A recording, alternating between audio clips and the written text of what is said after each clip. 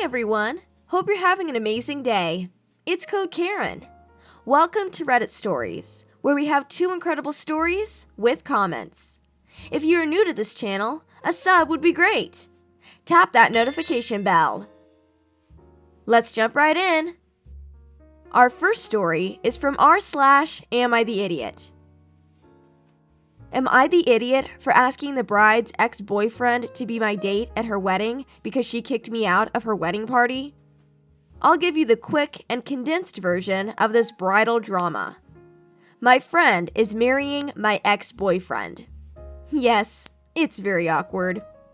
I'm happy to report that she kicked me out of her wedding party because I said something about her tacky choice of a very ugly bridesmaid's gown. No way was I going to wear that thing. That's okay. It's not that big of a deal because it's not as if we're close or anything.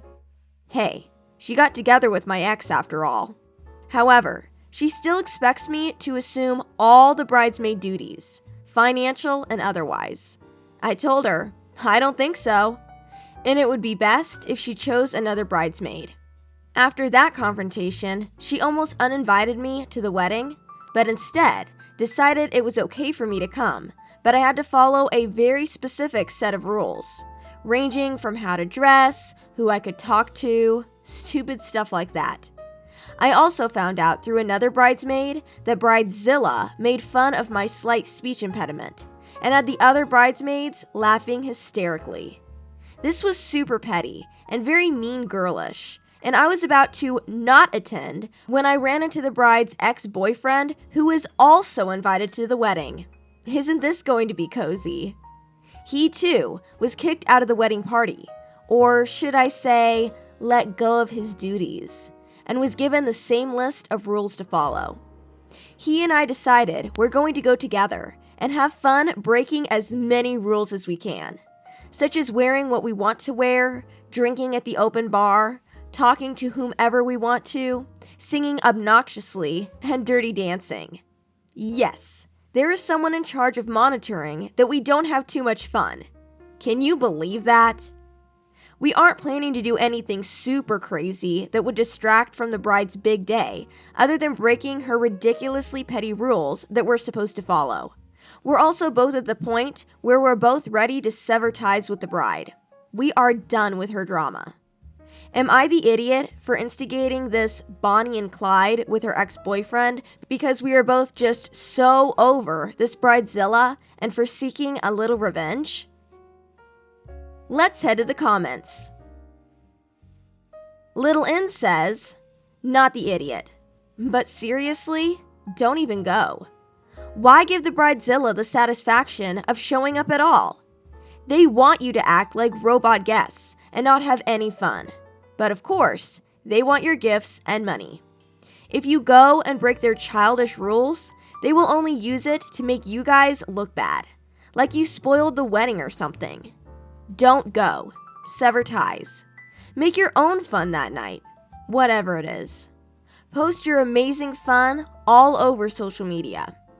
Do something really fun with the money you would have spent on a gift. You and the bride's ex should totally go bungee jumping or whatever you two agree would be a fun and awesome experience. And post lots of pictures on social media with cheers to the bride.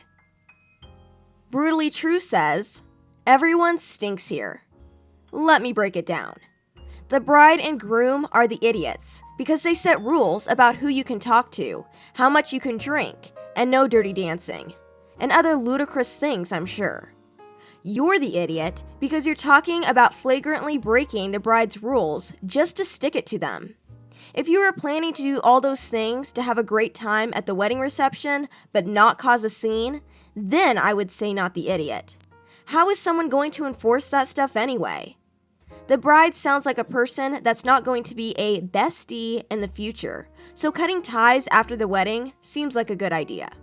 Just chill out. Get through the wedding reception, and don't do anything to stick it to the wedding couple. Lychee M92 says, I know I'm going to get downvoted for this, but here it goes. Everyone stinks here. You're planning on going to someone's wedding to mess it up out of petty revenge? What are you, 12 years old? You admitted you're going there to break as many rules as possible, no matter how ridiculous the rules are, just to show up the bride on her wedding day. Congratulations for being an idiot. However, I'm with you that the bride and the other bridesmaids are idiots too. They talk smack about you behind your back, and she hooked up with your ex-boyfriend. I admit, this would cause me to not have her on the friends list. So, you're doubling down and letting everyone know that you are attending the wedding with her ex-boyfriend. Not sure you thought this all the way through. Honestly, as funny as I think it would be for you to go there and break the rules, it still makes you an idiot. Don't fall for her trap. Our second story is also from r/Am I the Idiot? Am I the idiot for going ballistic over a false paternity test? My wife and I have been married for 10 years.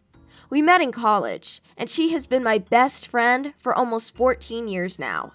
She is beautiful, supportive, kind, classy, and an all-around amazing wife. We went through a really rough patch about a year ago, mostly due to issues on my end, and we separated briefly.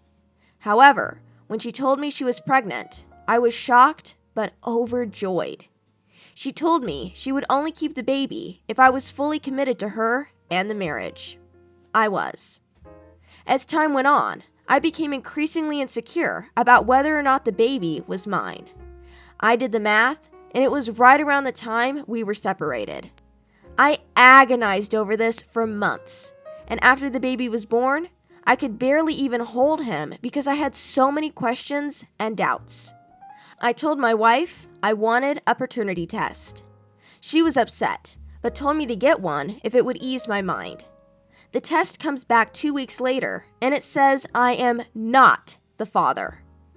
I absolutely lost it. Like, I had an out-of-body experience. I was completely broken in that moment. The whole time, she's telling me to calm down. The test has to be wrong. This made me even angrier for some reason, and I stormed out of the house and got a hotel room. The next day, she texted me a name and asked me to get a paternity test from this company. I figure I have nothing to lose at this point, and another paternity test can only help me in a divorce. So I get one with the company she suggested, and I contact a third testing company, just to be sure. I get the results from the first company, and it says I am the baby's father. I wait a few days and don't say anything. Then I get the other set of results confirming I'm the father.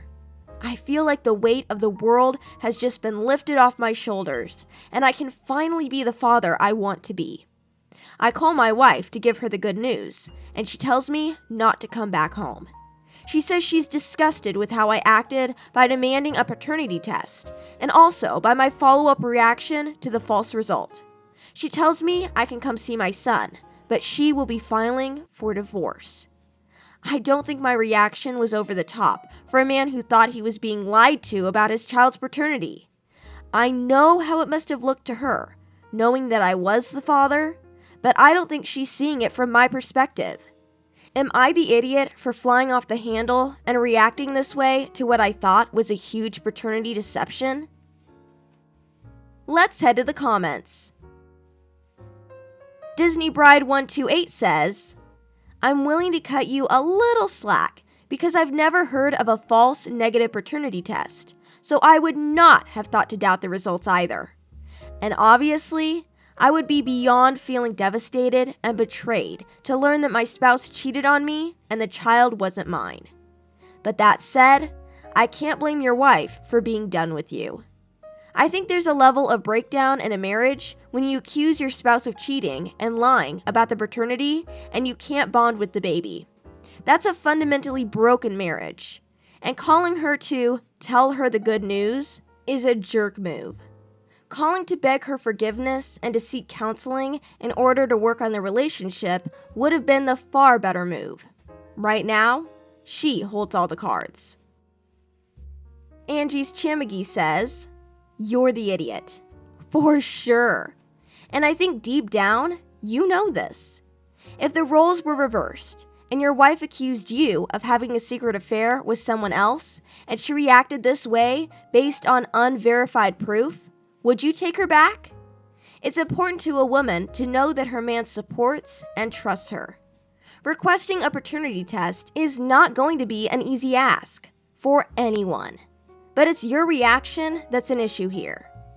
Hasn't anyone ever told you to seek out other sources or get a second opinion? You've learned the hard way, my friend. Crochet Fig says, I'm a bit confused on this, so help me understand, because Reddit seems to be against this dude. Say the follow-up tests conclusively showed him not to be the father. Would he still be the idiot in this situation? He has to have absolute proof because this affects his entire life going forward. I understand the wife is mad, but give the guy a break. He was separated from her when she became pregnant, and the first paternity test showed that he was not the father. He reacted the same way I would, extremely hurt and betrayed. Now, he has proof that the first test was wrong, and he's vindicated, and people are calling him an abusive idiot. I'm just not following this crazy logic. I say, not the idiot. What do you say? Hey Code Karen community, what would you do in this situation? I'd love to hear your comments. See you in the next story.